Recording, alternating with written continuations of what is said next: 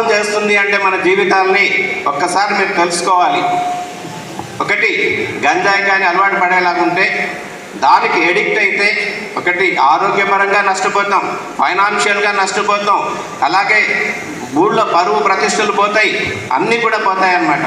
అందుకు గాను ఇవి ఎటువంటి పరిస్థితుల్లో కూడా మీరు గంజాయికి అలవాటు పడకూడదు అన్న ఉద్దేశంతో ఈ సంకల్పం అనే ప్రోగ్రామ్ని డిజైన్ చేసి మన వైజాగ్ రేంజ్ అంతా కూడా ప్రోగ్రామ్స్ కండక్ట్ చేయడం జరుగుతుంది.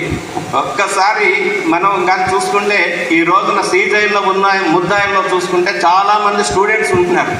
ఎందుకు స్టూడెంట్స్ ఇన్వాల్వ్ అవుతున్నారు? వచ్చే అంటే లగ్జరీస్కి అలవాటు పడి, ఎక్కడితో తిరగడానికి వీటికి అలవాటు పడి ఏం చేస్తున్నారంటే వచ్చి బైక్స్ మీద, లేకపోతే 4 వీలర్స్ మీద అరక్ అని, లేకపోతే లంబసింగ్ అని, సీలేర్ అని చెప్పేసి వస్తున్నారు.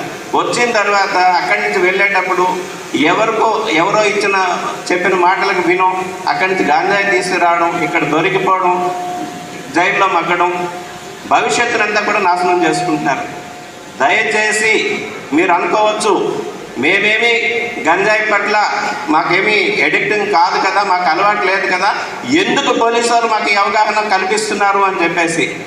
ఒక్క విషయం గుర్తుపెట్టుకోండి, మనం కానీ గంజాయి కానీ తాగిన వాడిని కూడా మనం చట్టం దృష్టిలోకి తీసుకొని వచ్చి వాడిని రెక్టిఫై చేయకపోతే మనం కూడా బాధితులు అవుతాం.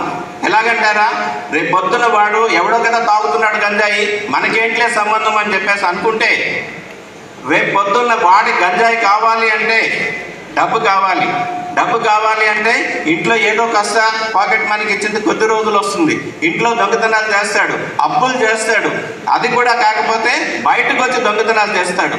ఆ దొంగతనాలు చేసే క్రమంలో ఎటువంటి నేరాలు చేయడానికైనా వాళ్ళు సిద్ధపడతారన్నమాట.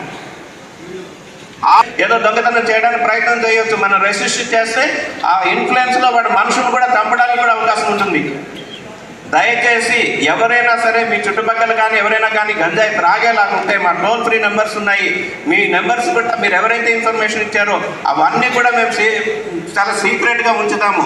ఒక్కసారి ఏదైనా మీరు ఇన్ఫర్మేషన్ ఇచ్చేలాగుంటే వాళ్ళని తీసుకొచ్చి ఎవరైతే గంజాయి త్రాగడానికి అలవాటు పడ్డారో వాళ్ళని డీ అడిక్షన్ సెంటర్లోకి తీసుకొని వచ్చి వాళ్ళకి ట్రీట్మెంట్ ఇచ్చి మామూలు మనుషులుగా మార్చడానికి ప్రయత్నం చేస్తాం. అలాగే వాడికి ఎటువంటి పరిస్థితుల్లో ఏ విధంగా గంజాయి వస్తుంది అవన్నీ కూడా పర్టికులర్స్ తీసుకొని వాళ్ళ మీద చట్టపరమైన చర్యలు మేము తీసుకుంటాం. మీరు అనుకుంటారు ఒక మర్డర్ జరిగిందనుకోండి, లైఫ్ ఇంప్రిజన్మెంట్ అంటారు.